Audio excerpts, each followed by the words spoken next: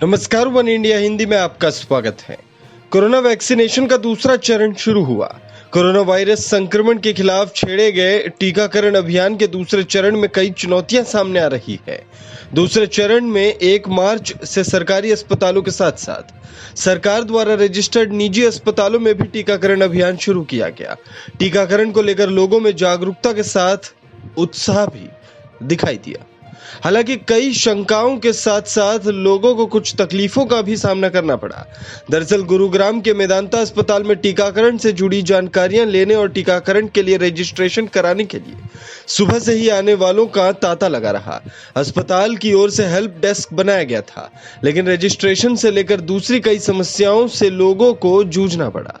वहीं help desk पर लोग बातचीत करते रहे और अपनी समस्याओं को लेकर सवाल पूछते रहे। किसी को रजिस्ट्रेशन संबंधी समस्या सामने आ रही थी तो कोई वन टाइम पासवर्ड जनरेट नहीं कर पा रहा था, किसी को अपॉइंटमेंट लेने में दिक्कत हो रही थी तो किसी को वैक्सीनेशन से जुड़ी जानकारियों को लेकर असमंजस थी। कि ये दुनिया का सबसे संगठित, साइंटिफिक, सुनियोजित और सबसे व्यापक ऐप है, जो कि शायद जिसके बारे में दुनिया के बहुत सारे देशों ने तारीफ भी की है।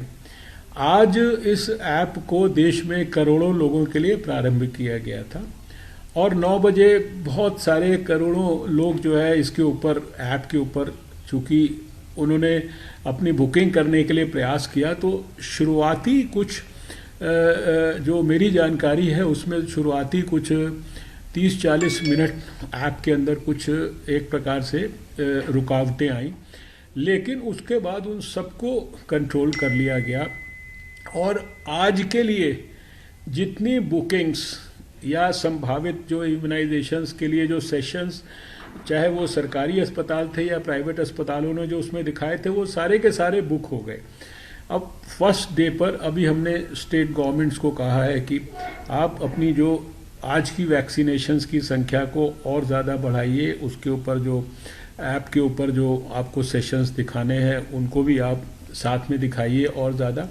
और आने वाले दिनों के लिए इवन प्राइवेट अस्पतालों ने भी, कईयों ने अभी अपने सेशंस प्लान नहीं किए थे, लेकिन मैं समझता हूँ कि अगले 2-3 दिन में आप देखेंगे सब कुछ और ज़्यादा स्ट्रीमलाइन हो जाएगा और देश में हम तो चाहते हैं कि ज़्यादा से ज़्यादा लोग बुकिंग के लिए डिमांड करें, ज़्यादा से ज़्यादा लोगों का वैक्सीनेशन हो और फिर धीरे धीरे हम ऐसी भी व्यवस्था उसमें सुदृढ़ करेंगे कि बुकिंग के अलावा भी जो है लोग उसमें सिस्टम में एक बुकिंग वाले लोगों के लिए अलग से स्लॉट हो और जो लोग वॉक इन करके वहाँ जाएं सेंटर पर, अपने घर के आसपास के सेंटर पर, तो उनके लिए भी व्यवस्था हो। इसके लिए भी हमने इंतज़ाम रखा है और ये बहुत सारी चीज़ों को हमने स्टेट गवर्नमेंट्स को अपनी सुविधा के हिसाब से, अपनी परिस्थितियों के हिसाब से और उनके द्वारा प्राइवेट और सरकारी अस्पतालों के साथ कोऑर्डिनेशन के हिसाब से